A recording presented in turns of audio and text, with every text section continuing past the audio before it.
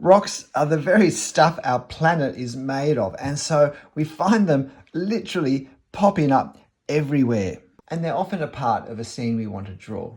There are a couple of key things that it's very helpful to bear in mind as we draw whatever rocks are in our scene, if we want to capture those key qualities that create a sense of reality in our rocks. So what I'm going to do now is draw this rock here, and then I'm going to highlight particular techniques I've used to make our rock look as real as possible. So let's start. This rock is a piece of sandstone. Sandstone is the material that Sydney on the east coast of Australia sits on. In fact, it's the material of a lot of the east coast of Australia.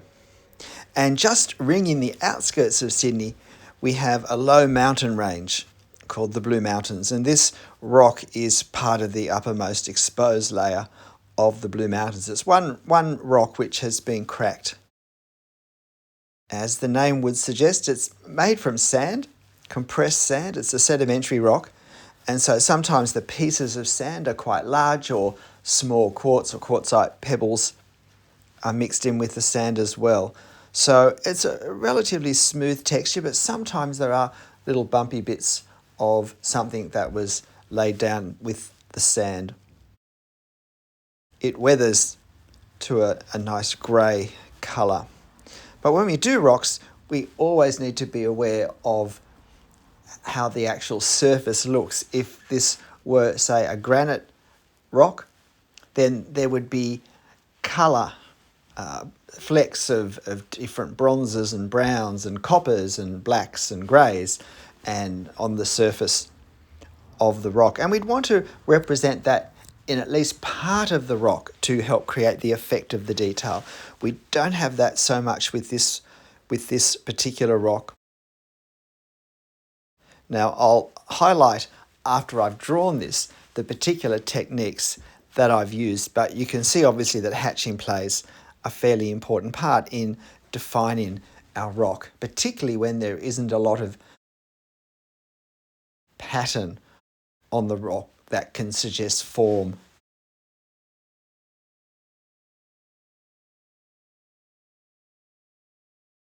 The most obvious thing is really the lack of lines. There's a lot of very small mark making happening here.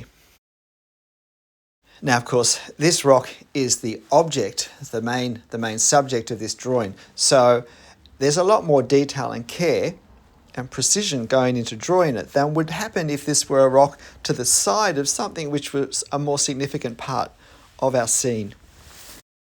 But depending on what we draw, rocks can appear quite regularly, particularly if we enjoy drawing nature or beach scenes where rocks are often exposed. So it is very handy to have a workable technique to draw rocks so that they don't become a weak spot in an otherwise well-crafted drawing.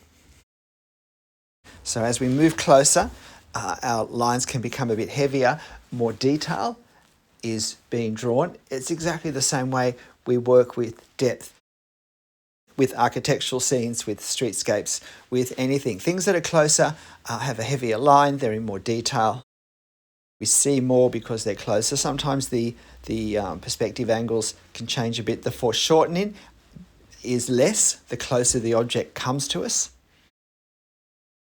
And I've also made some effort here with those 3 or 4 darkened spots at the top of the rock to indicate some of the actual colouring on the rock that's not connected with weathering or shadow, but actually reflects something that was laid down, some darker pieces of sand that were laid down in the rock when it was being formed.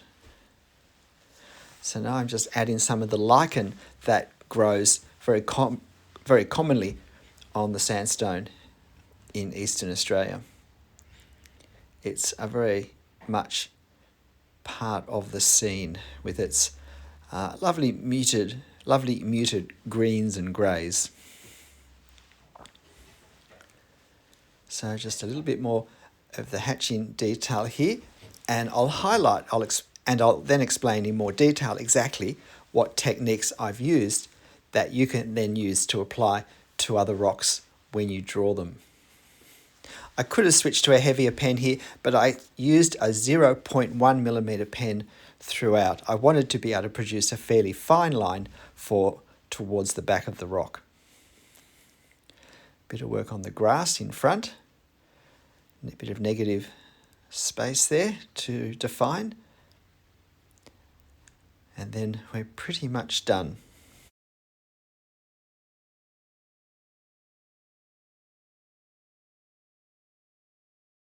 It's always good to have a bit of grass around the base. Just helps the object look more real.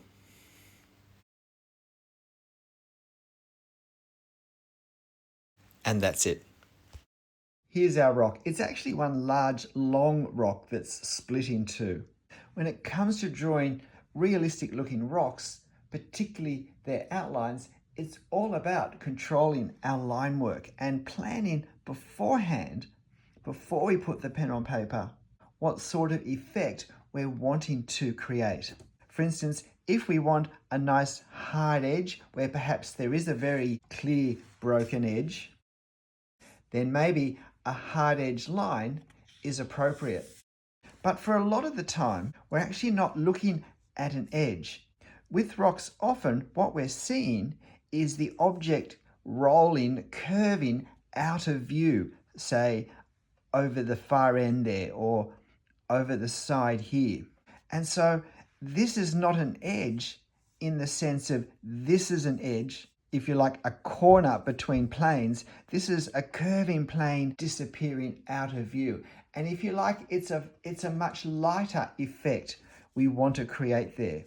So perhaps we want a lighter line to represent that curvature out of sight, because visually it's not as strong as this edge here, this cracked edge, particularly one that's defined with shadow on one plane. So generally, I would say avoid unbroken lines and, of course, avoid dead straight lines. Because even when a line is substantially straight, such as here, it's actually not perfectly straight. And when we have an edge such as this, where it's rolling down more like this on the edge, then we change the feeling of this rock completely. If we do a line such as this at the very start, we give it a very sharp edge that it doesn't have. Instead, if we define this by a series of dots and maybe a few longer lines, but certainly dots, then those dots can become incorporated into just being tiny shadows of some of the compositional material of our rock. And we can easily produce with a series of dots exactly what we want. And often we want to actually define the edge not by line at all, but by shade.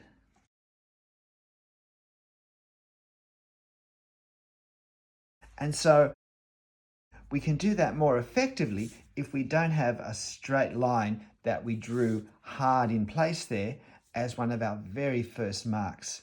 If we learn to define shapes more by dots and maybe small dashes, and then we draw them in the best way we can. This is where a process of drawing a pencil outline is not always the best approach, because it solidifies our thinking into outlines. And for many shapes, particularly with nature, outline is not a very helpful way to try and define our subject, where the actual edges of our objects are either made up of very tiny pieces that are just too small to draw outlines of, or the outline itself is fairly intangible for one reason or another. When we're drawing rocks, hatching is often a really important way of actually defining the shape of the rock depending where the sun is. And particularly when we want to be fairly insubstantial with our edges, hatching gives us a more realistic way of showing what the planes of our rocks are, where they come in, where they go out, where they curve under, where they shift direction slightly. I do that, and it angles this section back up towards us more, because it affects the amount of light that bounces onto that can reach this. And then it creates more of a sense of this being even more rounded here because it curves further in on this side. So our hatching is really important for defining the planes of our rock. The other thing that will be very important with parts of our rocks is foreshortening. Objects get smaller as they move further away, and that can mean that visually things become compressed. Now it's more obvious when you have a row of windows all the same size on the side of a building that's sloping away from us that this happens, but the same thing happens here. And so I want to try and represent the foreshortening along this rock. Now we can't represent it by the actual shape of the rock because it's not a regular shape. This rock could get wider and wider as it moves further away from us, which is going to compensate for the natural effect of it getting smaller and smaller. But certainly when it comes to details that are over the whole surface, we need to be careful of foreshortening. So in this closer section of the rock, I've represented some of the lichen, which is very common on these rocks in this part of Australia. And so here closest, they're rounder. But as they move further away, in a sense, they follow the pattern of circles becoming ellipses, becoming straight lines.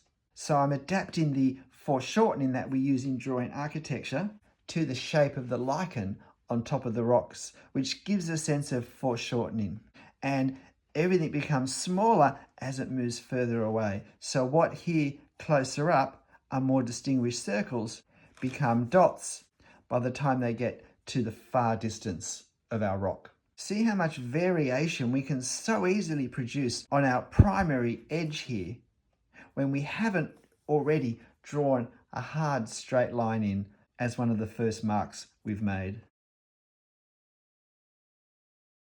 This took me just under 20 minutes to draw. Now, I wouldn't normally spend that much time on a rock because rocks aren't normally the focus of my drawing, but they do make a tremendous subject in their own right.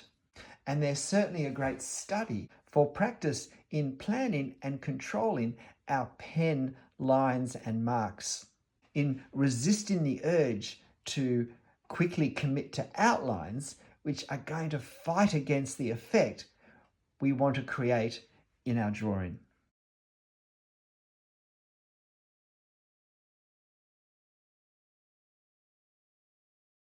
And of course, if you'd like to have a go drawing this particular rock, I'll post this photo on my channel community page and you can have a go at it. G'day, I'm Stephen Travers. Rocks are actually an incredibly useful subject to practice our line work with, particularly non-committal line work. And they're very forgiving subjects because it doesn't really have to look exactly as it looks in our reference to still look very much like a rock. We don't need to be too fixated on exactness of form. We don't have to be overly fixated on copying the exactness of the form in our drawing, which frees up more of our mind and our energy to work at controlling marks to create an effect of the rock through those marks. So I can really recommend having a go. But look, whatever you decide to draw and however you draw it, make sure you're having fun. I'll see you next time. Bye.